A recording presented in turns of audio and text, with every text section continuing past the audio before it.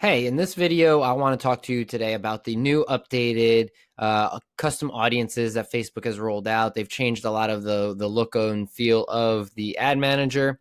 And one area that they've updated is the custom audiences and how you set that up just slightly. So I just want to go over it with you just to show you what it looks like now and what your options are. So once you're in your ad manager, you go to Asset Library. You can go here to Audiences. And this is going to take you right into your custom audiences or your audience lists. So once you get there, what you'll do is you'll hit create audience, custom audience, and this will pop up.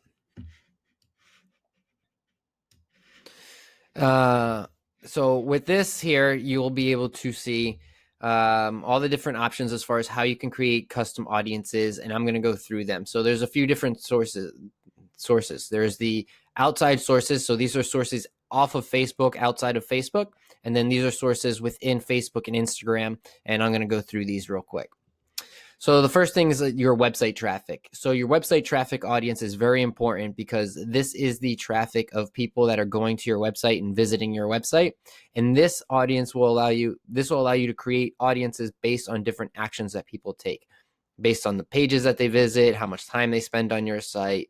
Or maybe you just want all pages, but you can create a whole bunch of different audiences to really be able to hyper target your customers. So if you have different types of services, you'll be able to segment those audiences and be able to market back to those people very strategically. Customer list is just that. It's your customer list. You can upload your existing customer base so that you can advertise back to your existing customer base. Another great way to use your customer list is that you can create a lookalike audience. So if you want more customers just like that, you need to clone them by using a lookalike audience, and then you'll have a whole new audience with similar attributes and interests to go after.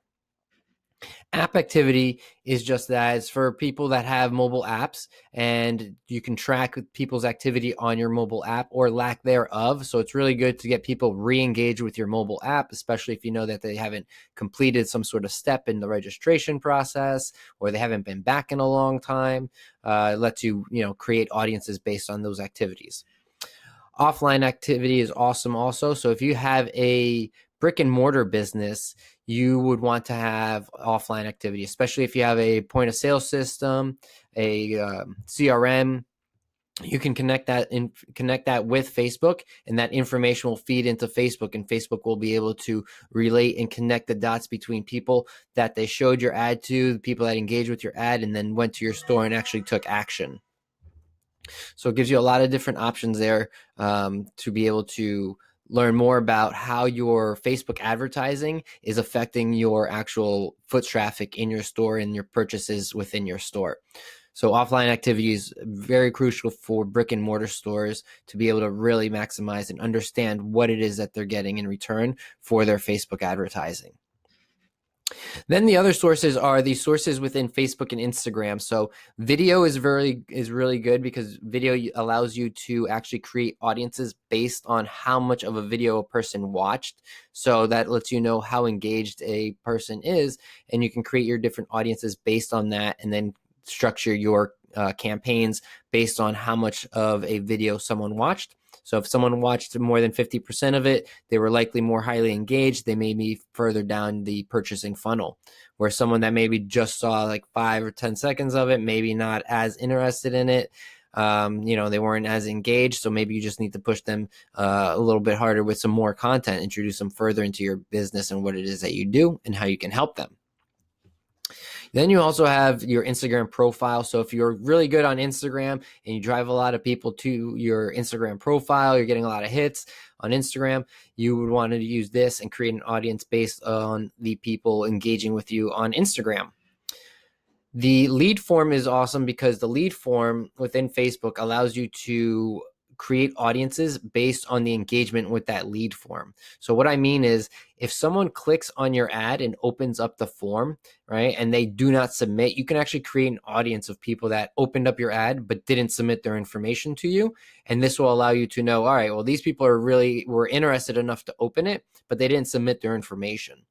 Then you can also create a list of people that did submit their information to you, and then you can create a lookalike audience off of that, as well as do remarketing to those people that have opted in.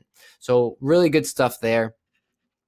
Then you also have your events. So if you are an event manager, you run a lot of events, here this will allow you to actually create audiences based on the people engaging with your events. So if it's an event that you run yearly, monthly, weekly, you can create an audience of people that engage with your event, and then you can market back to them, create lookalike audiences, and so forth.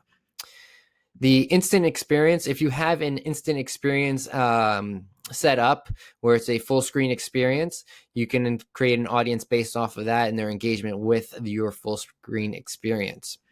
And then you also have your Facebook engagement as far as people that have engaged with your page, your posts, and your ads. And you can create those here, because if people are engaging with you on Facebook, likely they have some sort of interest in your product or service. So why not put them into a specific list and be able to market back to them? And create lookalike audiences also, because you want more people to engage with you and also to become your customers. So that's a quick overview of the Facebook custom audiences for 2019 now that they just recently updated this layout, probably a little less than a month ago. So a little bit cleaner, a little bit easier to understand once you're here, but these are very valuable. So if you're not using custom audiences, that's a quick overview of them. Definitely recommend you create some custom audiences for your business in order to really maximize your Facebook and Instagram advertising dollars. So if you found this video helpful, make sure to like it, share it, comment. And if you have any questions, I'm always here to help you. All right. Talk to you soon. Bye-bye.